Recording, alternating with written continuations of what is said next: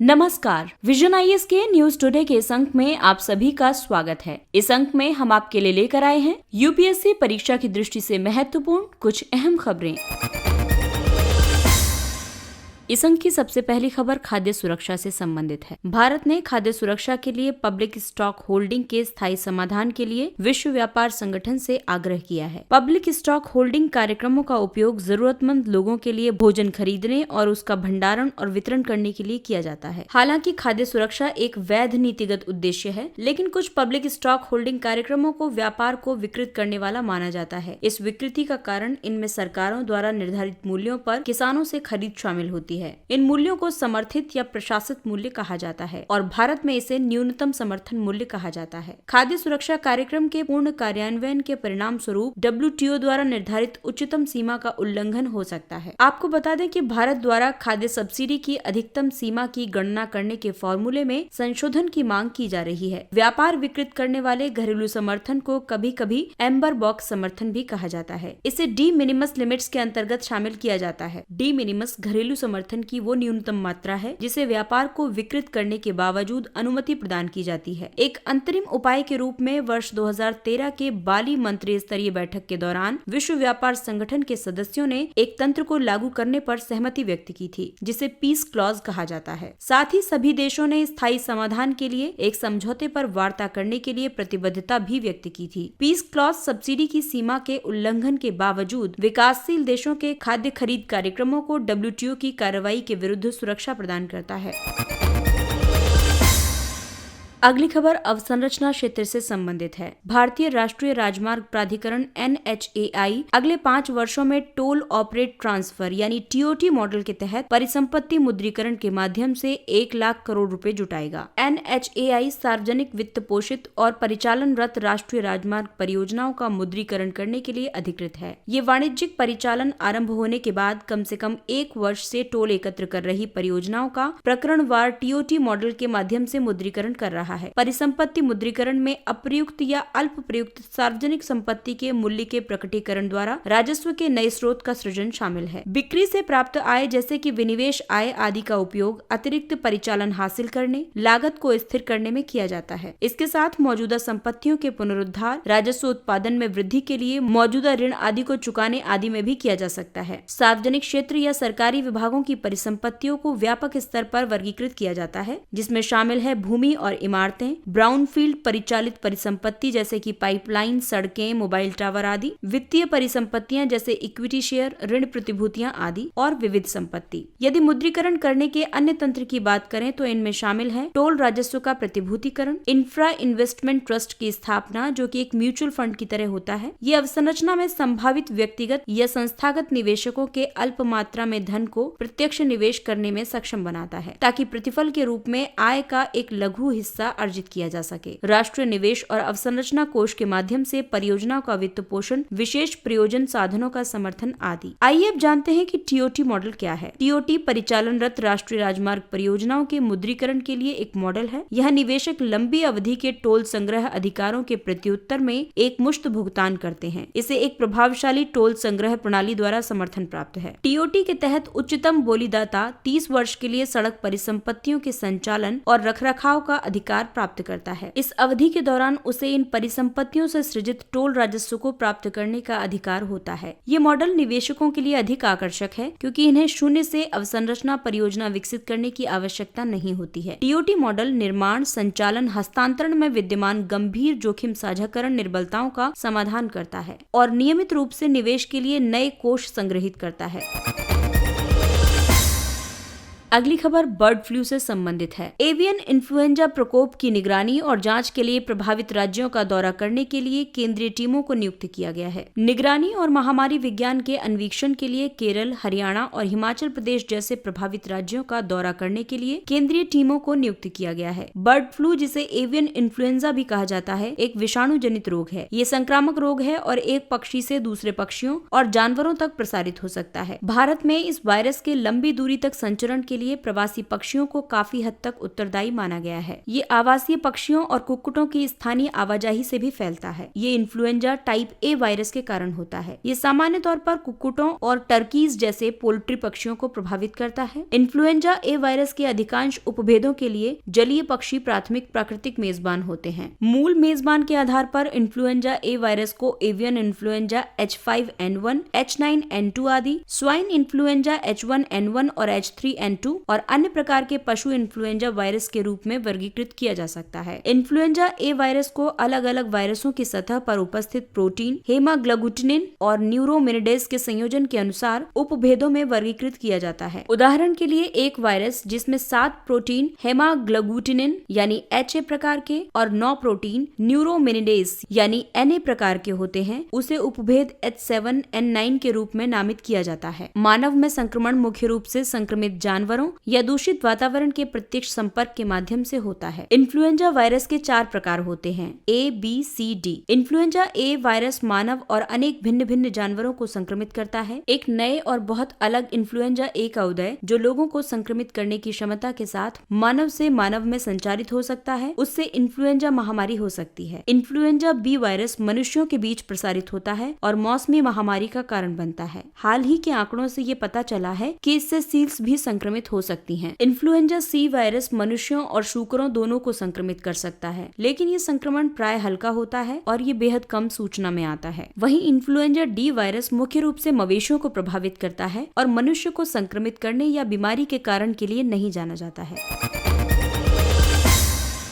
अगली खबर भाषा एवं संस्कृति से। केंद्र सरकार ने केंद्रीय गृह राज्य मंत्री की अध्यक्षता में लद्दाख की भाषा, संस्कृति और भूमि की रक्षा के लिए समिति गठित करने का निर्णय किया है। समिति का गठन इसलिए किया गया है क्योंकि स्थानीय लोगों ने लद्दाख को संविधान की 6वीं अनुसूची में शामिल करने की मांग की है, ताकि इसकी विशिष्ट पहचान की रक्षा की जा सके। 6वीं अनुसूची असम, त्रिपुरा, मेघालय और मिजोरम के आदिवासी समुदायों को काफी स्वायत्तता प्रदान करती है। साथ ही विभिन्न प्रावधानों के माध्यम से बाह्य हस्तक्षेपों से उनके भूमि अधिकारों की रक्षा भी करती है। लद्दाखी जनसंख्या मुख्य रूप से तिब्बत और मध्य एशिया के धर्म और संस्कृति के समान बौद्ध है। फाहियान ने लद्दाख को किया छा या ह्वेनसांग ने मालोफा के रूप में संदर्भित किया है। लद्दाख में बोली जाने वाली भाषाएं हैं लद्दाखी, तिब्बती, उर्दू और बल्टी। और संगीत और नृत्य की बात करें तो लद्दाख में चाम या मुखौटा नृत्य, लाहरना, जबरो, स्पावो, शोंडोल, चार्टसेस और मेटॉक स्टैनमो है। लद्दाख के लोक संगीत में धार्मिक जप जैसे यांग जप शामिल है। इन लोक संगीत और नृत्यों के प्रदर्शन में उपयोग किए जाने वाले वाद्य यंत्र दमन, सुरना और पिवांग हैं। लद्दाख के बौद्ध जप को यूनेस्को की मानवता की अमूर्त सांस्कृतिक विरासत की सूची में शामिल किया गया है। लद्दाख में सोवा रिगपा भगवान बुद्ध द्वारा प्रयुक्त और प्रचलित एक प्राचीन भारतीय चिकित्सा प्रणाली है। इसे अमूर्त सांस्कृतिक विरासत के लिए राष्ट्रीय सूची में शामिल किया गया है। लद्दाख में प्रसिद्ध मठ हैं लामायुरु, हेमिस, थिक्शे,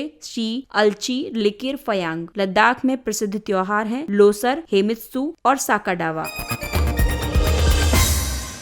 अगली खबर पर्यावरण से। प्राकृतिक पूंजी लेखा एवं पारिस्थितिकी तंत्र सेवाओं का मूल्यांकन इंडिया फोरम 2021। एनकेव्स इंडिया फोरम 2021 का आयोजन सांख्यिकी और कार्यक्रम कार्यान्वयन मंत्रालय मोस्पी द्वारा किया जा रहा है। एनकेव्स परियोजना द्वारा ब्राजील, चीन, भारत, मैक्सिको और दक्षिण अफ्रीका में पर्यावरण एवं पारिस्थितिकी तंत्र लेखांकन के सिद्धांत एवं व्यवहार को आगे बढ़ाने का प्रयास किया जा रहा है। ये यूरोपीय संघ द्वारा वित्त पोषित है और इसे संयुक्त राष्ट्र सांख्यिकी प्रभाग UNSD, संयुक्त राष्ट्र पर्यावरण कार्यक्रम UNEP और जैविक विविधता सम्मेलन CBD द्वारा संयुक्त रूप से लागू किया गया है। इस परियोजना में भागीदारी से सांख्यिकी एवं कार्यक्रम कार्यान्वयन मंत्रालय को UN system for environmental economic accounts SIA framework के अनुरूप पर्यावरणीय खातों के संकलन को आरंभ करने और वर्ष 2018 से वार्षिक आधार पर अपने प्रकाशन NV स्टेट्स इंडिया में पर्यावरणीय लेखाओं को जारी करने में सहायता प्राप्त हुई है। प्राकृतिक पूंजी लेखांकन प्राकृतिक संसाधनों और आर्थिक विश्लेषण को एकीकृत करता है। ये सकल घरेलू उत्पाद जैसे मानक उपायों की तुलना में विकास की प्रगति का एक व्यापक चित्र प्रस्तुत करता है। प्राकृतिक पूंजी में वे सभी संसाधन शामिल हैं जिनकी सरलता से पहचान और मापन किया जा सकता है, जैसे कि खनिज, ऊर्जा, काष्ठ, कृषि भूमि आदि, और अदृश्य संसाधन जैसे वायु, जल निस्यंदन, बाढ़ सुरक्षा, कार्बन भंडारण आदि। प्राकृतिक पूंजी को राष्ट्रीय लेखाओं में शामिल करने से पर्यावरण के साथ आर्थिक गतिविधियों की अंतरक्रिया का पता चलता है और इससे बेहतर आर्थिक निर्णयों को समर्थन प्राप्त होता है। आइए अब नजर डालते हैं कुछ संक्षिप्त किंतु परीक्षा की दृष्टि से महत्वपूर्ण खबरों पर। Merchant discount rate (MDR). हाल ही में डिजिटल भुगतान फर्मों द्वारा यूनिफाइड पेमेंट इंटरफेस (UPI) और रुपे नेटवर्क पर होने वाले लेन देनों पर MDR की प्रतिपूर्ति की मांग की जा रही है। MDR लेन देन के दौरान व्यापारियों द्वारा बैंकों और भुगतान सेवा प्रदाताओं को चुकाने वाली लागत होती है, जो पीयर टू मर्चेंट भुगतानों पर लागू होती है। 1 जनवरी 2020 से 50 करोड़ रुपए से अधिक का वार्षिक कुल कारोबार करने वाले व्यवसायों को ग्राहकों या व्यापारियों पर कोई MDR लगाए बिना ग्राहकों को कम लागत वाले डिजिटल भुगतान विकल्प प्रदान किए गए थे। वैश्विक आर्थिक संभावना रिपोर्ट। हाल ही में इस रिपोर्ट को विश्व बैंक द्वारा जारी किया गया था। रिपोर्ट की कई विशेषताएं हैं। रिपोर्ट में कहा गया है कि यदि ये मान लिया जाए कि कोविड-19 का वैक्सीन वितरण व्यापक स्तर पर किया जाएगा, तो वर्ष 2021 में वैश्विक अर्थव्यवस्था में 4% का विस्तार होने की संभावना है। भारत में वर्ष 2020-21 में आउटपुट में 9.6% की कमी का अनुमान है। ये घरेलू व्यय और निजी निवेश में तीव्र गिरावट को दर्शाता है। आर्थिक सुधार का समर्थन करने के लिए अधिकारियों को सतत विकास के उद्देश्य से एक पुनः निवेश चक्र को सुविधाजनक बनाने की आवश्यकता है। साथ ही ये निवेश सरकारी ऋण पर कम निर्भर होना चाहिए। S-400 वायु रक्षा प्रणाली। रूस के साथ S-400 वायु रक्षा प्रणाली पर अमेरिकी प्रतिबंधों की संभावना के बीच भारत ने कहा है कि उसकी एक स्वतंत्र विदेश नीति है, जो राष्ट्रीय सुरक्षा के हितों के अनुरूप रक्षा अधिग्रहण का मार्गदर्शन करती है। S-400 रूस की चौथी पीढ़ी की लंबी दूरी की सतह से हवा में मार करने वाली एक मिसाइल प्रणाली है। ये मिसाइल प्रणाली एक लेयर डिफेंस तंत्र के सृजन के लिए 3 प्रकार की मिसाइलों को दागने में सक्षम है। ये प्रणाली 30 किलोमीटर तक की ऊंचाई पर 400 किलोमीटर की परास के भीतर वायुयान, मानव रहित विमान और बैलिस्टिक और क्रूज मिसाइलों सहित सभी प्रकार के हवाई लक्ष्यों को भेद सकती है। फेथैलिक एनहाइड्राइड। व्यापार उपचार महानिदेशालय ने रूस से आयातित फेथैलिक एनहाइड्राइड पर अन्य 5 वर्षों के लिए डंपिंग रोधी प्रशुल्कों को जारी रखने की अनुशंसा की है। फेथैलिक एनहाइड्राइड एक श्वेत क्रिस्टलीय यौगिक है। इसका उपयोग प्लास्टिसाइजर, रंजक, रंगों और रेजिन के निर्माण के लिए किया जाता है। फेथैलिक एनहाइड्राइड अनुप्रयोग प्लास्टिक उद्योग से लेकर रेजिन के संश्लेषण, कृषि कवकनाशी और अमाइंस तक व्याप्त हैं। गंगा डॉल्फिन। उत्तर प्रदेश में वन्यजीव संरक्षण अधिनियम 1972 के तहत 3 युवकों को गिरफ्तार किया गया है। ये कथित रूप से एक गंगा डॉल्फिन की हत्या कर रहे थे। गंगा डॉल्फिन गंगा ब्रह्मपुत्र नदी तंत्र में मुख्य रूप से भारत और बांग्लादेश में पाई जाती है। ये भारत का राष्ट्रीय जलीय जीव है। इसे IUCN की रेड लिस्ट में एंडेंजर्ड के रूप में सूचीबद्ध किया गया है। भारत की प्रथम डॉल्फिन वेधशाला बिहार में भागलपुर के विक्रमशिला गांगेय डॉल्फिन अभ्यारण्य में निर्मित की जा रही है। भारत में क्रिटिकली एंडेंजर्ड जलीय जीव हैं गंगा शार्क, घड़ियाल जो कि चंबल नदी में पाए जाते हैं, हम्पबैक माशीर जो कि कावेरी में पाई जाती है। स्याहघोष या कैरेकल। हाल ही में राष्ट्रीय वन्यजीव बोर्ड ने गंभीर रूप से संकटग्रस्त प्रजातियों की सूची में स्याहघोष को शामिल किया है। इससे केंद्र प्रायोजित योजना वन्यजीव पर्यावास के समेकित विकास यानी IDWH के तहत संरक्षण के प्रयासों को सक्षम करने में सहायता प्राप्त होगी। अब गंभीर रूप से संकटग्रस्त प्रजातियों की पुनः वृद्धि कार्यक्रम के तहत 22 वन्यजीव प्रजातियां शामिल हैं। स्याहघोष या कैरेकल एक मध्यम आकार की जंगली बिल्ली है जो राजस्थान और गुजरात के कुछ क्षेत्रों में पाई जाती है। IUCN की सूची में इसे लीस्ट कंसर्न की श्रेणी में रखा गया है। मुख्य रूप से अफ्रीका में इनकी संख्या अधिक है।